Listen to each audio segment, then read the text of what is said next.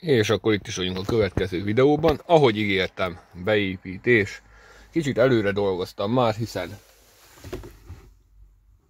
nagyon jól sikerült megmutatnom, hogy semmit nem látni. Tehát mindegy, higgyétek el, hogy a kesztyűtartóba szépen elvezettem a Wi-Fi antennát, a 4G antennát, illetve a GPS antennát. Onnan szépen áthúztam mindent a középkonzolba. Még a 2 USB csatlakozó hátra van, azt is szintén majd a kesztyűtartóba fogom kivezetni. Illetve egy kis extraként kötöttem be egy másik USB csatlakozót ide kintre, pendrive-nak, bárminek, hogy gyorsan elérhető legyen. Vezetékek szépen eligazgatva, hogy véletlenül se legyen káosz, bármennyire is jelenleg még annak tűnik. És a beépítéshez szükség volt még egy 2 DIN átalakító keretre, illetve egy fém beépítő keretre, hogy stabilan tartsa majd a fejegységet mindenhol. Aztán hamarosan továbbállunk a következő videó részhez, ahol is, ha minden jól megy, akkor a helyére kerül most már ő is. Következő lépésként szépen minden csatlakozó a helyére került. GPS antenna, ugyebár a mikrofon, táp, USB 2, USB 1, rádió antenna, 4G antenna, mert ugyebár 4G képes, illetve a Wi-Fi antenna is. Hát lassan végére érünk a beszerelésnek, még pár apróságot gyorsan eszközölünk, többek között itt a kábelek elrendezése a fejegység körül, illetve mögött. Aztán valahogy rögzítjük a fejegységet a helyére. És akkor egy hét használat után, illetve a beszerelés követően szeretném nektek bemutatni az ATOTO S8 Pro második generációs fejegységet. Ugyebár bekapcsolás után, ami az ATOTO állítása szerint, illetve a tapasztalatok alapján is kevesebb, mint 2 másodperc, rögtön a gyári kezdőképernyő fogad minket. Ugyebár én már egy pár apróságot, illetve olyan szoftvert, illetve alkalmazást telepítettem fel rá, amit én használok. Ja, rögtön a beállításoknál az adathasználat, ahol ugyebár a Wi-Fi, SIM-kártya és egyéb beállítások találhatók. Kezdőképernyő, illetve kijelző, hangerő beállítások, egy többságos equalizer, időkorrekció a mély hangkiemeléssel, és crossoverrel, azaz beépített hangváltóval rendelkezik. Az alapbeállításoknál találjuk még ugyebár a menet közben videó lejátszás engedélyezését, illetve letiltását, a tolatókamera tükrözését, referenciavonalak megjelenítése, hogyha a tolatókamera már rá van kötve, ami nálam is hamarosan megtörténik, hangerő némítása vezetés közben, ugyebár a kormány vezérlőgombok beállítása, alap Google beállítások, illetve a rendszer adatai,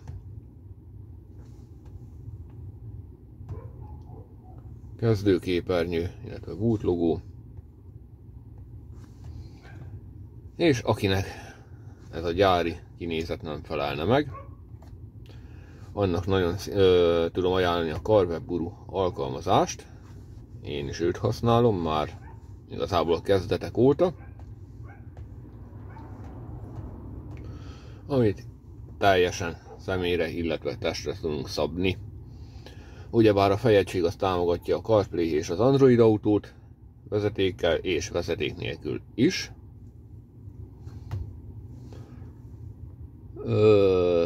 Gyári alkalmazások közül ugye a TPMS szenzor, ami a keréknyomás, illetve guminyomás érzékelőnek a szoftvere. Ez szintén elérhető az ATOTO kínálatában, mármint maga a hardware. Alapból megkapjuk a torkot, ami ugyebár egy OBD-s diagnosztikai szoftver. És hát igazából innentől mindenki a saját kedve alapján, illetve ízlése alapján alakítgatja itt a fejegységet, illetve általa használt alkalmazásokat. Én a Carweb Gurut használom, igazából teljesen tesztre szabható. Minden ott helyezkedik el, ahova éppen rakni szeretné az ember. És rengeteg skin, illetve felület érhető el hozzá. Hát igazából én csak ezt a kettőt használom. Erre is az alap dolgok vannak beállítva, ugyebár a statisztika, hogy melyik nap hány kilométert ment az autóval az ember, ezt vissza tudja szépen nézni teljes hónapra, visszamenőleg. Ugyebár az equalizert azt mutattam már. Én a Waze-t használom navigációs szoftvernek, de igazából alapból elérhető a Google Maps is. És ugyebár androidos fejegységről lévén szó, bármilyen alkalmazást tudunk telepíteni rá, mint ahogy ez nálam is megtörtént. A beltér világításnak a szoftvere is Bluetooth-on keresztül kapcsolódik a vezérlőegységhez, és innentől kezdve ugyebár bármit, bárhogy állítgathat az ember rajta, ugyebár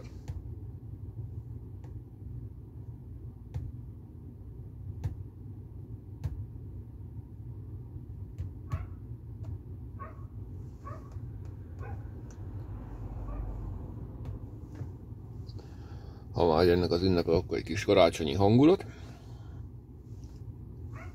Na de igazából vezetés közben ez nem túl ideális, úgyhogy én általában, mivel minden pirosan világít az autóban, így ezt a színt szoktam alkalmazni, illetve használni.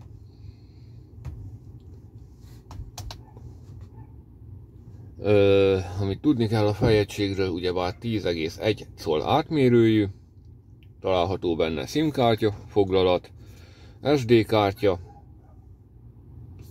van egy külső USB csatlakozási lehetőség is a fejegység oldalán, illetve AUX bemenet, plusz mellé kapunk még ugyebár 4 USB kivezetést, ebből én egyet ide előre kivezettem, a többit meg a kesztyűtartóban egyelőre, ebből az egyiket használhatjuk az ATOTO által is forgalmazott, illetve saját márkás menetrögzítő kamerájához, úgy onnantól kezdve a fejegységen tárolja az összes adatot, hiszen 32 GB RAM van benne, de ugyebár mivel bővíthető, ezt én is megtettem 64 GB RAM-mal. Igazából majd töltök fel menet közbeni videókat is, mert ilyenkor szépen ugyebár a beépített GPS-nek köszönhetően jelzi a sebességünket, a megtett kilométert ezzel a launcherrel. Illetve található egy olyan rettentő okos kis dolog is ebben a fejegységben, ami a gyári launcherrel hozható elő, ha jól emlékszem.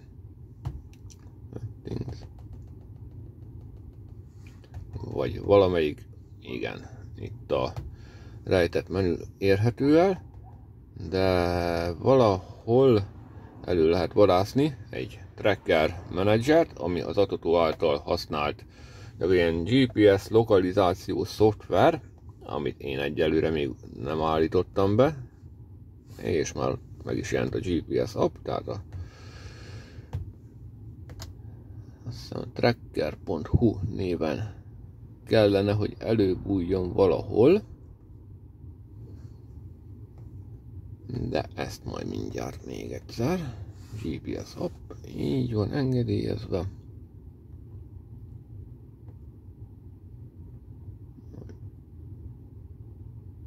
Hát, ha valaki látja, akkor szóljon, mert ezt most én hirtelen nem tudom demonstrálni.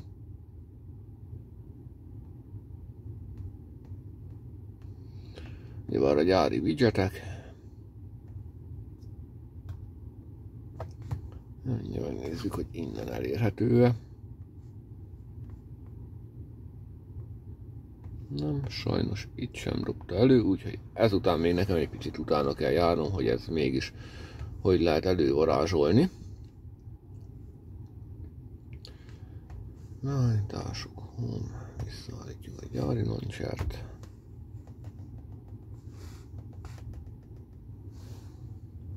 Ki is írja a GPS app.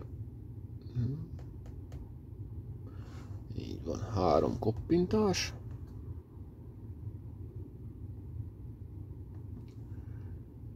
És meg is van a track.hu. Engedélyezzük. Itt egy QR kódot kell majd beolvasni, ugye már én ezt egyszer már használtam, csak hirtelen nem jutott eszembe, hogy is lehet elővarázsolni. Onnantól kezdve akár e-mailes értesítés is lehet kérni a fejegységtől, ugyebár nagyon sokan használják az Android autót, illetve a CarPlay-t, ilyenkor ugyebár instant internetre csatlakozik maga a fejegység, illetve Apple Music, Spotify, stb. Tehát mindegyik internetet használ. Ennek következtében a fejegységnek muszáj internetre csatlakozni, és abban a pillanatban egy e-mailes értesítést küldnek neked a megadott e-mail címre, hogy a fejegység online, azaz az autó, illetve szépen vissza is lehet követni ezt, hogy merre járt, milyen sebességgel, hol állt, meg hol parkol éppen az autó. Ugyebár, hogyha SIM-kártyát használsz mobil adatforgalommal, akkor ez onnantól kezdve gyakorlatilag 0-24-ben elérhető szolgáltatás, és teljesen ingyenes. De állítsunk is szépen mindent vissza az általam használt launchernél.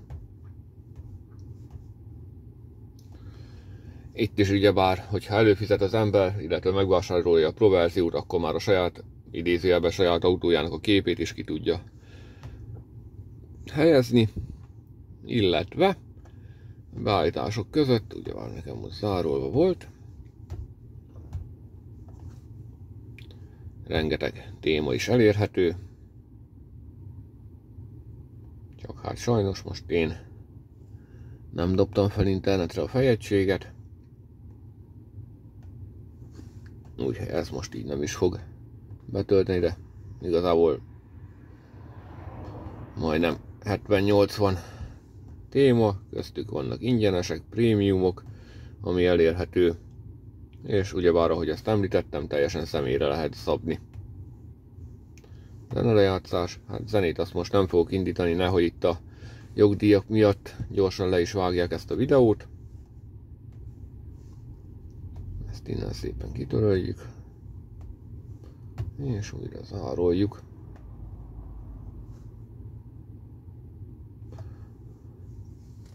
Úgyhogy így hirtelen első körben úgy gondolom, hogy bemutatásból így ennyit, aztán egy hónap múlva visszatérek, és elmondom a mélyebb tapasztalataimat a fejegységgel kapcsolatban, illetve hogy mi az, amivel meg vagyok elégedve. Eddig elárulom, hogy teljes mértékben tökéletesen működik minden, sőt, rengeteg elvárásomat felül is múlja.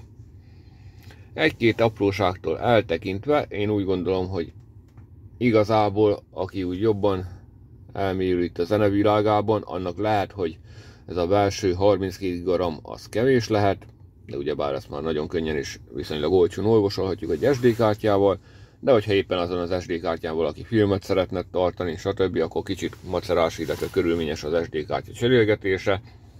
Igaz megoldást tud nyújtani gyakorlatilag a 4 USB kimenet, amiből még akkor is 3 szabad marad, hogyha használjátok, illetve megvásároljátok az Autotó menetrögzítő kameráját. Ha megvásároljátok az Autotó TPMS szenzorát, ugyebár még akkor is marad 2 USB csatlakozási lehetőségetek, ami akárhova kivezethettek, nekem például a kesztyűtartóban, illetve egy USB csatlakozási lehetőség még a fejegység oldalán is. Úgyhogy hamarosan érkeznek még videók a fejegységről, illetve még több Autotó termék bemutatása is sorra fog kerülni itt a csatornán, ha minden jól megy. Addig is iratkozzatok fel, aztán nézegessétek a myautoto.com weboldalt, ahol a linkben, illetve a leírásban szereplő kóddal rögtön instant 5% kedvezményt kaptok a vásárlás végösszegéből.